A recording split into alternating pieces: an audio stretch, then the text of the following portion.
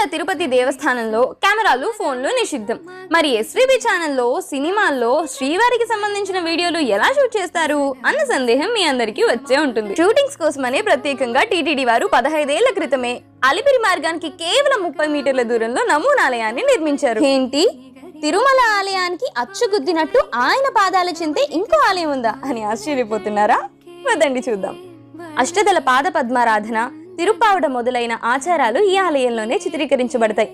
ఈ ప్రతిరూప ఆలయంలోని మూల విరాట్టు నల్ల స్లేటు రాయితో చేయబడింది. గర్భగుడి లోపలి గోడలు, స్తంభాలు, ప్రధాన గుమ్మం కూడా ప్లాస్టర్ ఆఫ్ ప్యారిస్ తో చేసినప్పటికీ రాతిలానే కనిపిస్తాయి. ఈ ఆలయం ఉదయం 7:30 నుండి 10 గంటల వరకు, తిరిగి సాయంత్రం 5 గంటల నుండి రాత్రి 7 గంటల వరకు తెరవబడి ఉంటుంది. మరింకే తిరుపతిలో చూడాల్సిన ప్రదేశాల జాబితాలో ఈ నమూనాలయాన్ని కూడా చేర్చేసుకోండి.